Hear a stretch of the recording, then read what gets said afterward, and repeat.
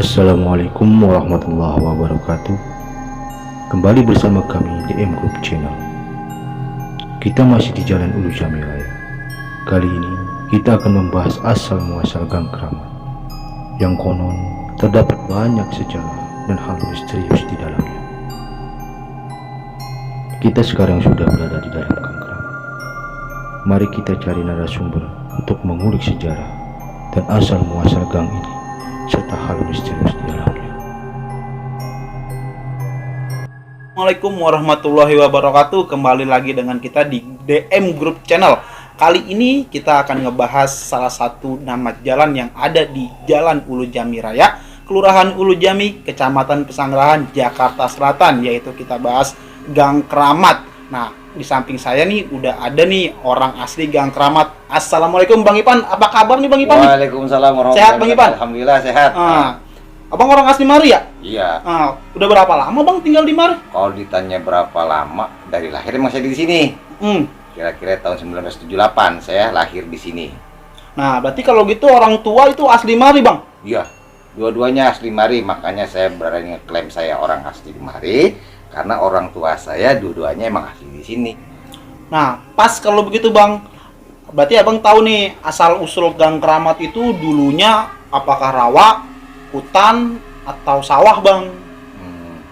Sebelum ada Gang Kramat, Jalan Kramat ini dinamakan Jalan Kebo. Wah, Jalan Kebo? Iya. Jangan ke saya Bang ngomong kebunnya. Dari ujung Jalan Ulu Jami Raya masuk ke dalam, itu jalannya kecil sekitar 1 meter lebarnya, tapi menurun. Turun sekitar 2 meter. Jadi emang biasa dilewati oleh kebo. Dan dulu ini masih masuk wilayah Tangerang, bukan DKI. Pada tahun 1972 ada pemekaran wilayah, maka di sini masuklah wilayah DKI, ya DKI Jakarta Selatan. Seiring dengan perkembangan zaman dan bertambahnya penduduk, jadi pengen dibikin jalan umum nih, ya bikin jalan umum, maka dilebarinlah jalan. Karena di pertengahan jalan itu ada sebuah makam yang dikeramatkan oleh penduduk sekitar, maka dinamakanlah ini jalan Kramat, bukan Jalan Kebo lagi. Gitu. No. Emang itu makamnya siapa sih Bang? Kok sampai dikeramatkan oleh warga sekitar Bang? Oh, itu makam Kramat Sera atau yang lebih dikenal dengan Kompi Sera. Kompi Sera. Kompi Sera itu siapa sih Bang? Emang ada sejarah atau cerita apa nih Bang tentang Kompi Sera?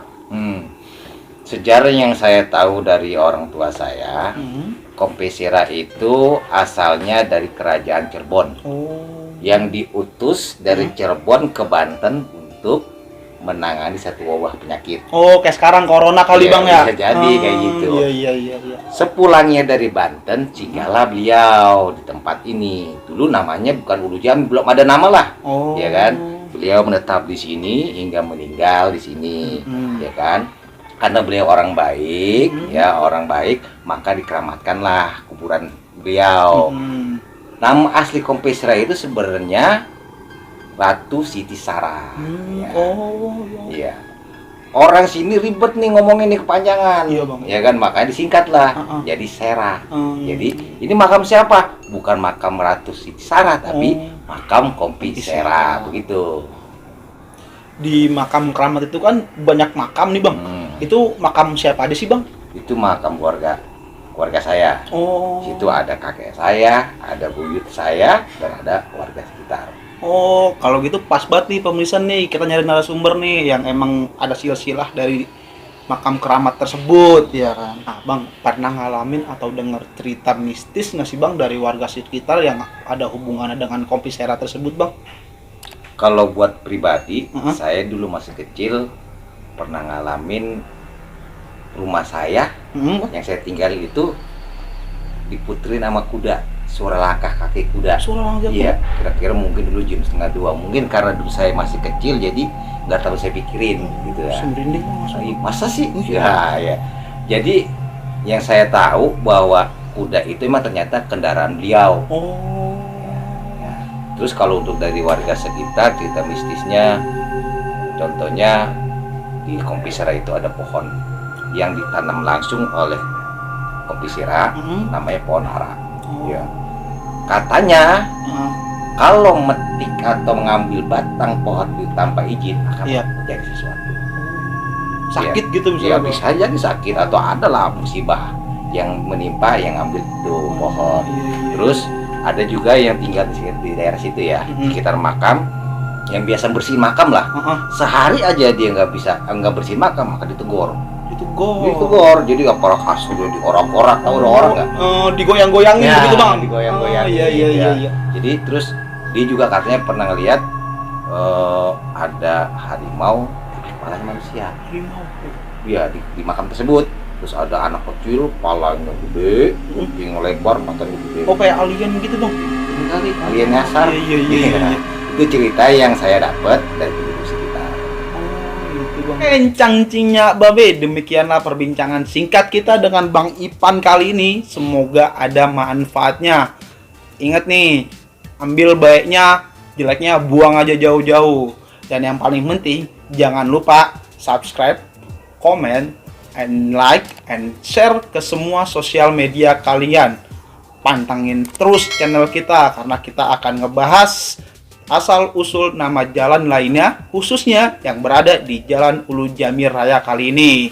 Nah, Bang Ipan, makasih nih Bang Ipan udah nyeritain singkat sejarah Gang Keramat, Bang Ipan ya. Ya, sama-sama, semoga bermanfaat. Iya, oke. Kita pamit ya. Assalamualaikum warahmatullahi wabarakatuh.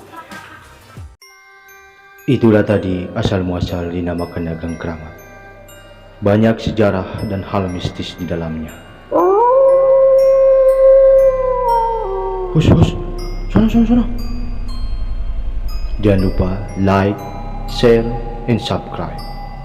Kritik dan sarannya kita tunggu di kolom komentar, karena itu sangat berguna untuk perkembangan channel ini. Mohon maaf apabila dalam penyampaian kata ada yang salah. Wassalamualaikum warahmatullahi wabarakatuh.